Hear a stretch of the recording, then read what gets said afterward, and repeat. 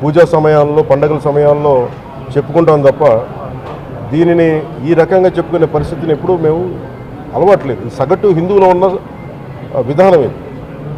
ఎందుకంటే ఈ దేశంలో ఉన్న సగటు హిందువుకి ఎప్పుడు భయం ఉండదు.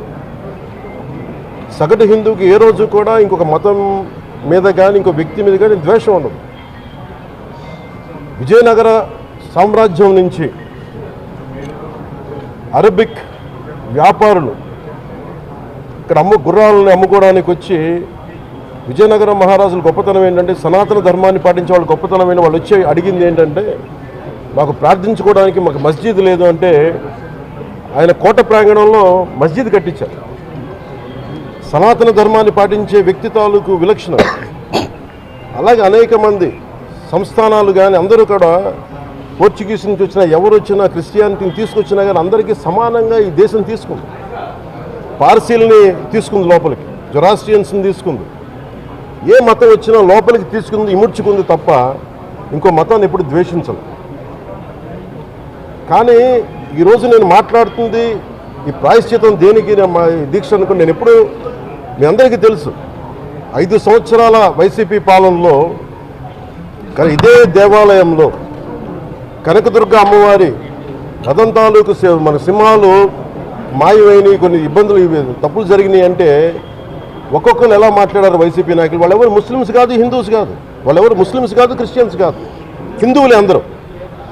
పొద్దున్న వేస్తే తాళ్ళు కట్టుకునే వాళ్ళు, బొట్లు పెట్టుకునే వాళ్ళే. కానీ ఒక తప్పు జరిగింది, ఒక అపవిత్రం జరిగింది అంటే పదవులు అనుభవిస్తూ ఉన్నవాళ్ళు, పొద్దున లేస్తే గుళ్ళకి వెళ్ళేవాళ్ళు, వీళ్ళు అపహాస్యం చేస్తూ ఉన్నారు, వీళ్ళు వెటకారం చేస్తూ ఉన్నారు.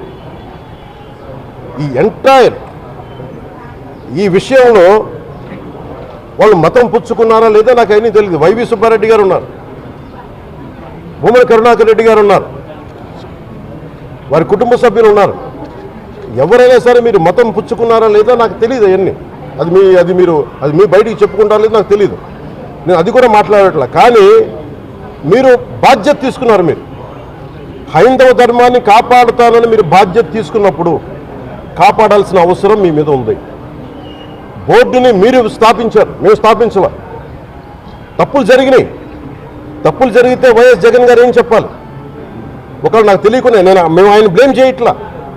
కానీ మీ ఆధ్వర్యంలో జరిగింది, మీరు కాన్స్టిట్యూట్ చేసిన బోర్డు వల్ల జరిగిన తప్పిదాలు ఇవి, మేము ఇవి కనుగొన్నాం.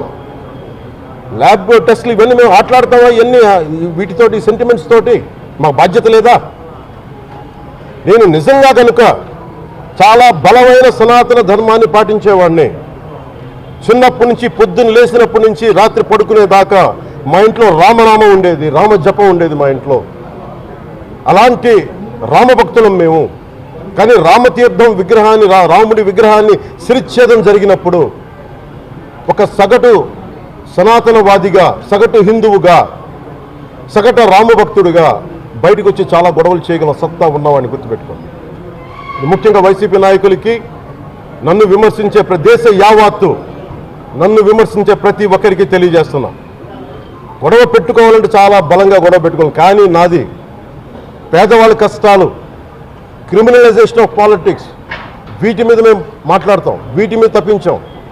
ప్రజలు బాగుండాలి, కాన్స్టిట్యూషన్ వాల్యూస్ని అప్హోల్డ్ చేయాలి, రాజ్యాంగం బాగుండాలి, వీటి కోసం తపన పడేవాళ్ళం. కానీ సెక్యులరిజం పేరు మీద, secularism is not one way, it's two way. Secularism అంటే కూర్చోబెట్టి ఒక్క సైడ్ నుంచి వచ్చేది కాదు, అన్ని సైడ్ నుంచి రావాలి. ఇది చాలా ఆవేదన కలిగిస్తుంది. కొన్ని దశాబ్దాలుగా చూస్తున్నారు ప్రతి హిందువు. దీంట్లో మిగతా మతాల ప్రస్తావన కంటే కూడా నేను ఎక్కువ ప్రస్తావన చేస్తుంది. హిందూ ధర్మాన్ని పాటించి వాళ్ళు వ్యక్తిగతంగా పాటించి బయటకు వచ్చేటప్పటికి మీడియా వారి కోసమో లేదంటే ఇంకొంత ఎవరైనా సాటిస్ఫై చేయడం కోసం తెలియదు, కానీ సాటి హిందువులు తోటి హిందువులను తిడుతూ ఉన్నారు. ఇది చాలా ఆక్షేపణీయం.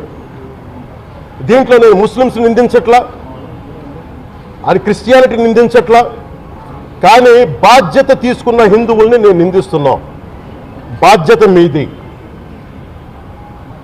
మీరు యథాలాపంగా వచ్చి ఇది పొలిటికల్ పదవులు విగ్రహాలు పోతే మేము ఇల్లు కట్టుకుంటాం, వాకిళ్ళు కట్టుకుంటాం, ఏం మాటలవి? ఇదే మీరు మస్జిద్లో జరిగితే మాట్లాడతారా? మస్జిద్లో ఇలాంటి అపవిత్రం ఒక చిన్నపాటి చోరీ జరిగితే ఇలాగే మాట్లాడతాం. ఎందుకని మీరు మాట్లాడరు? ఓట్లు కదా అక్కడ. కానీ హిందువులు మాట్లాడితే హిందువులు అందరికీ ఎవరు పట్టించుకోరు. ఇక్కడ వేదన ఉండదా? మౌనంగా ఉన్నామంటే బాధ లేదనా? కోపం రాదనా? ఈ రోజుకి కూర్చొని చూడండి ఏం మాట్లాడుతున్నారో వాళ్ళు. ఆయన వాళ్ళ లాయర్ అంట, ఆయన ఎవరు, ఏజీపీ అని, పొన్నవోలు సుధాకర్ రెడ్డి గారు తిరుమల లడ్డుపై ఢిల్లీలో చేసిన కామెంట్ నా దృష్టికి తీసుకొచ్చారు. ఇలాంటి సెన్సిటివ్ సమయాల్లో ఎయిదర్ మౌనం మంచిది, మౌనం దాటి పొగరుగా మాట్లాడటం, నన్ను పచ్చి బూతులు తిట్టినా, నన్ను వక్రీకరించినా, నన్ను రోడ్డు మీదకి లాగిన నేను ఎప్పుడు మౌనంగానే ఉన్నా. కానీ వైసీపీని నాయకులు విమర్శించే నాయకులు ప్రత్యేకంగా చెప్తున్నాం, సనాతన ధర్మాన్ని జోలికి రాకండి.